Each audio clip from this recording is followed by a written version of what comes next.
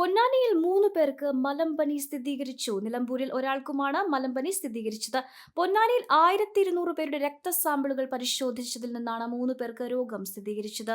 3 സ്ത്രീകൾക്കാണ് ഇവിടെ രോഗം ബാധിച്ചത്. നിലമ്പൂരിൽ അതിർത്തി തൊഴിലാളിക്കാണ് രോഗബാധ.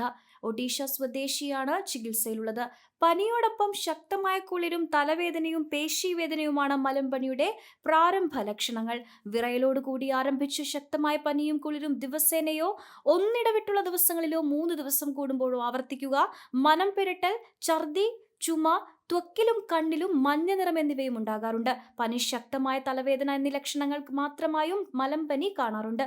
കൊതുക് കടിയേൽക്കാതെ സ്വയം സംരക്ഷണം ഒരുക്കിയാൽ മലമ്പനിയിൽ നിന്നും രക്ഷ നേടാവുന്നതാണ്. ഇടവിട്ട് മഴയുള്ളതിനാൽ മലമ്പനി ഉൾപ്പെടെയുള്ള കൊതുകുജന്യ രോഗങ്ങൾക്കെതിരെ ജാഗ്രത പുലർത്തണം. കൊതുകിന്റെ ഉറവിട നശീകരണത്തിന് പ്രാധാന്യം നൽകണം. വെള്ളം കെട്ടി നിൽക്കുന്ന സാഹചര്യങ്ങൾ ഒഴിവാക്കണം. വീടുകളും ഓഫീസുകളും സ്ഥാപനങ്ങളും അവയുടെ പരിസരങ്ങളും പൊതുസ്ഥലങ്ങളും വൃത്തിയായി സൂക്ഷിക്കണം. കൊതുക് കടിയേൽക്കാതിരിക്കാൻ ശരീരം മൂടുന്ന വസ്ത്രം ധരിക്കണം. കൊതുകുവല, ലേപനങ്ങൾ എന്നിവ ഉപയോഗിക്കുക. പനിയുള്ളവർ കൊതുക് കടിയേൽക്കാതിരിക്കാൻ ശ്രദ്ധിക്കണം. 20 വർഷത്തെ പ്രവർത്തന പാരമ്പര്യവുമായി മനസ്സിലുണ്ടോ മാക്സിലുണ്ടോ എന്ന തലക്കെട്ടിൽ എല്ലാ ഷോറൂമുകളും പുതുമുഖയുടെ പര്യായങ്ങളായി പട്ടാമ്പിയിലും കൂറ്റനാടും കേച്ചേരിയിലും കൊപ്പത്തും.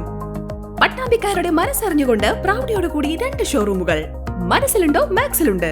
Max wedding centre, Pattambi, Koottanad, Koppam and Kecheri.